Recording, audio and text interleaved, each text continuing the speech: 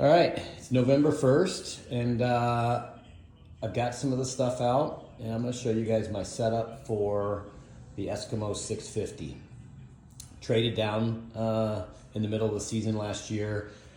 Did have the Clam X1200, but my daughters and I do a lot of ice camping, and it's just too big. Not too big to set up, but it's a wind tunnel. That thing catches a lot of wind. We do a lot of overnights on Lake Winnipeg, which, as many of you know, gets extremely windy. And basically every trip, we would see the forecast, the wind would change a little bit, and the winds would increase, and so we would end up, pulling off the ice a night or two early. Which, when you set all that up and you drive 8 hours, it's a little discouraging. So went to the 650, which is nice. My snowmobile trailer is a 10 by 12 enclosed. It covers the footprint of the 650, so if it does get windy, I can position the snowmobile trailer to block the winds. But the grommets and the skirt help, the tie downs, and it's just a little bit more, aerodynamic than the 1200. So first I'm going to show you the floor. This is the floor. It's the same 2x2 rubber floor mats that everybody else uses. But what I did was I used 4-inch waterproof Gorilla Tape and essentially made 3 pieces that fold together, accordion style. It works really, really well, and I'll lay them out here and I'll show you exactly how they set up. The other thing I'll notice is you can see there, so there are 3, there's 2 pieces that are 2 foot by 2 foot squares long, and there's 1 piece that's only 2. It fits perfect in my Otter sled. So when I'm heading out, if I'm not driving out with the snowmobile trailer, I actually have an X300 flip over, which I have a lot of gear in, but then I also pull a second Otter tub, and these fit perfectly in the Otter tub. So it's, once you get out there, it's nice. They're already set up. You just unfold them, lay them out, and then snap them together so you're not finagling around with a bunch of individual pieces. All right, so you can see I just laid them out here, accordion style. What I did was I put tape so I know which sections go to which side. So red to red, blue to blue. And again, you can see kind of where they're taped together there. This 4-inch Gorilla Tape is unbelievable. I had a floor for my X1200, very similar. Actually, this is the repurposed floor from the X1200. I just cut it down. But the tape is waterproof. It's cold proof, so it doesn't get brittle. And you really never have to replace it. It is expensive. I probably got $100 worth of tape into this floor, but it's obviously sitting on the ice for 2, 3, 4, 5 days at a time, and you don't have to worry about it breaking down. All right, so I'm just gonna unfold the floor here so you can see how easy it is. Sometimes the tape is stuck together, especially since it's been sitting all summer long. Kind of gotten morphed a little bit together. You can see I've got, actually where the holes are cut, little catch covers in there.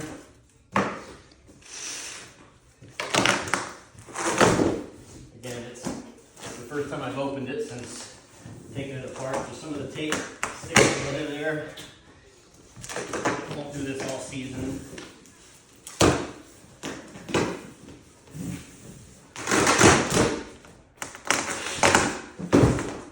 Another one of those hole covers that you see.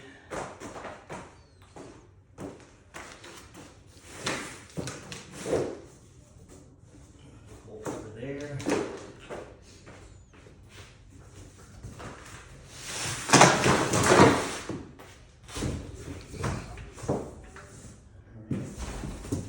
I got the holes running right down the middle. If you've watched Mike Platt's video, it's where I got the inspiration from. I have a live scope, so it works out really nice. But once you just line it up, there's a hole cover under here. Yep.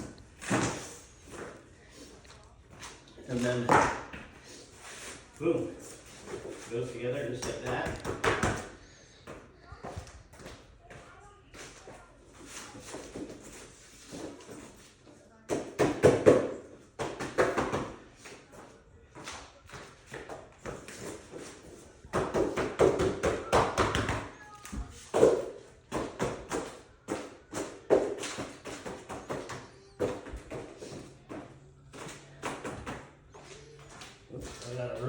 girls' toys.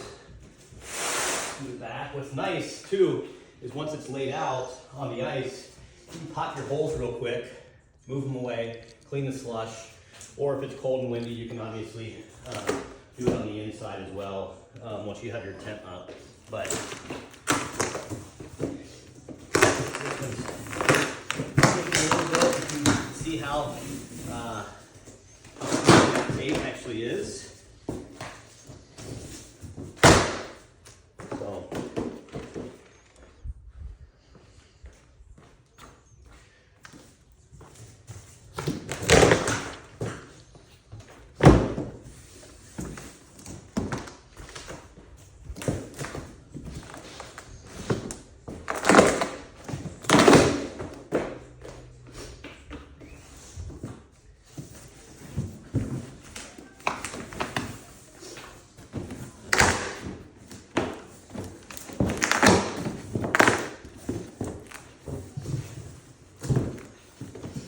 strong tape.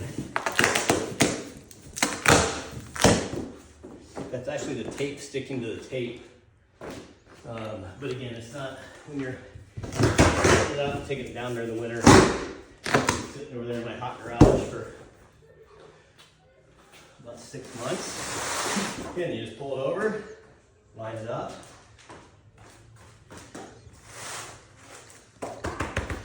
And then boom, it's in.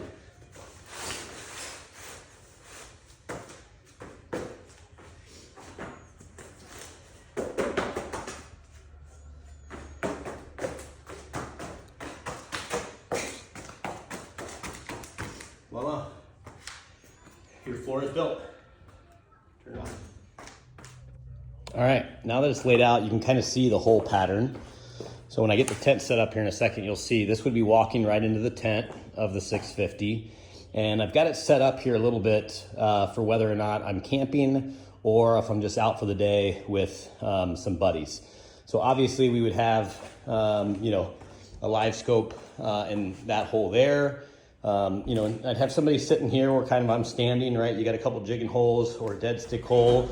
And then same thing over here. You've got a couple jigging holes and then a dead stick hole to the left or right of your chair, which is nice. The other thing that I've done is you'll notice there's a little hole right there.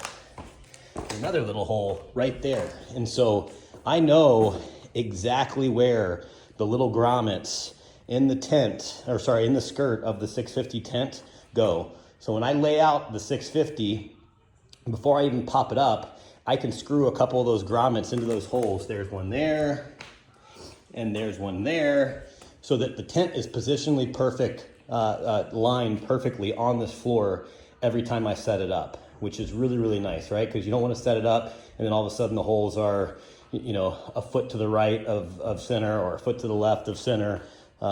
It's even more important too. It doesn't really matter if you're just out with some buddies for the day, but when you're ice camping, everything is kind of placed perfectly. The cots you'll see, go down one side or the other. They fit perfectly along the sidewall. So it's really nice with those grommets. You can set up this tent over top of this floor the exact same way every single time. All right. Got it set up in the garage. You can see here, a little wet, I just power washed it, but as I was talking earlier, those grommets line up perfectly with those holes. So it's really easy to set up, very convenient to set up, and it's got the perfect lineup across the rubber floor mats every single time when we're out on the ice. I do mainly use this as base camp. I'll move it if we get on a hotter bite, but I do have my X300 flip over, so we'll take that out during the day as well. But as you enter the inside, you can see again the holes right down the middle. I've got this little camping table where I set my live scope on. I've got a power box, an Anchor power box that I use. So I typically don't run the lights off of my shuttle, but just didn't want to get the power box out since I'm not actually camping on the ice. Use a RAM mount to mount my iPad up there so we can watch a movie or TV while we're fishing. I use a lot of these fans. So you can see there's just 12 bolt USB fans to move the air around. Right now I'm moving around up top to dry it out, as you can see, because I just power washed it. I have another 12 volt fan that I put on top of the Big Buddy heater. This is where I keep the Big Buddy heater. It's just on 2 milk crates. So those are the 1.5 size milk crates, a little bit bigger than a standard milk crate. That way we can put storage and everything underneath there. Got rod holders there and there. I've got those, they're actually the clam mounts on all of the access points on the hub. Pulled those off my 1200 before I sold it. But that's about it. I use the Teton Sports cots. They fit perfectly across the sidewall back there. As you can see, so I've got, you know, that hole underneath this little table that I can use for the live scope, and then it frees up all 5 of these holes if I need. But then I can also put it in the center hole here, the purple and green hole, and then I've got 2 on each side. Sometimes these holes that are right on the side of the house actually do start to freeze in on themselves. Not the top, but the holes, you know, get smaller and smaller. So that's something you got to be careful with, especially with live scope, because sometimes it gets to a point where, you know, your transducer could freeze in. So if it's really, really cold, I don't use that hole. I don't even pop it. You know, I'll put a cooler underneath there or something like that. You know, same thing with these holes back here. I don't use these when I'm camping. Those are more for when I've just got the hub out, you know, for the day, and I've got the girls and they don't want to, you know, get their feet cold. I do have these holes that I do use sometimes though. One on that side, one on that side. They're good dead stick holes. You could set an iFish Pro up there. You could set an iFish Pro up there at night as well. That way all of the iFish Pros or dead sticks aren't right down the middle when you're sleeping and get tangled up. You can set them apart a little bit. But that's about it. Got my Cabela's director's chair. See, good entry point there. A lot of storage. Most of the time when I'm out with my daughters, you know, they'll lay around watching TV. So I don't have a separate chair for them there. I do have the stadium chairs that attach to the side of the cot. So if they want to sit there and jig, or I'll sit on the stadium chair on my cot, and then they'll sit there. But overall, it's, you know, very, very convenient compared to the X1200.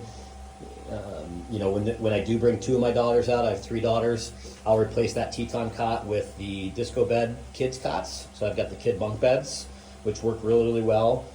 I'll try to splice in a picture from us up on Lake Winnipeg last year where I've got the bunk bed cots in there, but they're actually a little bit smaller than that Teton Sports from a length standpoint, so it slides back there against the wall really, really nice. But overall, this is it. I did buy a new 12 volt camping fan here that you can see. I'm going to try. I'll hang it from up there. That's another thing. I use the Hog Outdoors lights. So when I had my X1200, I had these lights over here. So they're like light bars. Those, you know, there's a lot of work, to be honest with you, to set those up.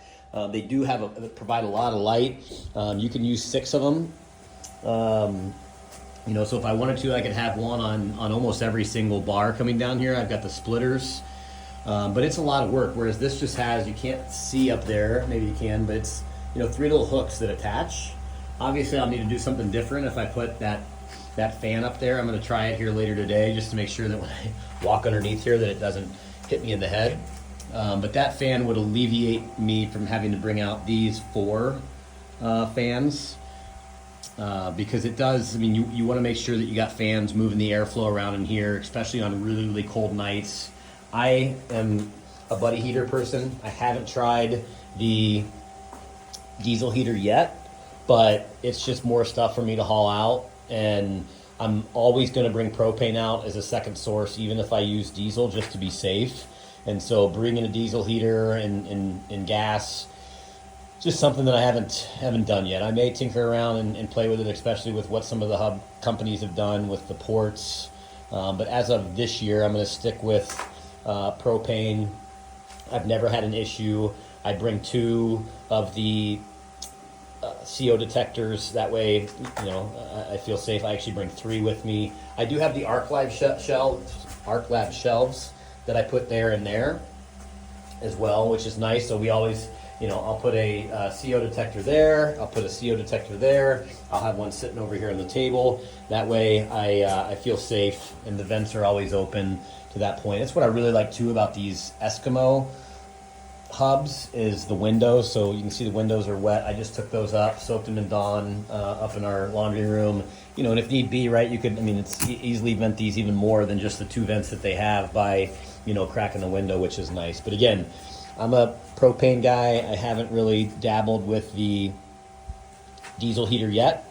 Not saying I won't, but propane's just very, very convenient. It's cheap.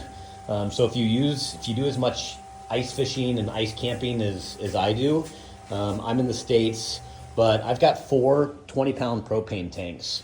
And you can find a lot of times a rental place. So I use just a rental place down the street. They rent toys, you know, and heavy equipment and stuff like that, but you can refill propane there. And a lot of times when you have multiple propane tanks, they'll refill it by the gallon rather than just doing a you know, stock $99 exchange. And when they fill it by the gallon, it's cheap. So I take 4 over there. I've got a buddy that does a lot of fishing with me as well. He'll take 2 or 3, and we'll do 7 at a time. And it'll be like $40 to refill all 7 of those propane tanks. So you can't beat it. You know, it's a great deal. And again, it's convenient. I haven't had any issues, knock on wood. Again, that's about it. It's November 1st. Now we just wait for ice. I've got a trip planned up to Lake Winnipeg on November 12th. Or sorry, not November 12th. I wish it was November 12th. Probably won't have ice by November 12th. December 12th.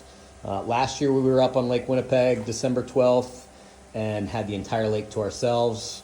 Caught a ton of fish, did some fishing with Brady Kingsland from Kingsland Outfitters, and looking forward to heading up there again. So that's what you got. See ya.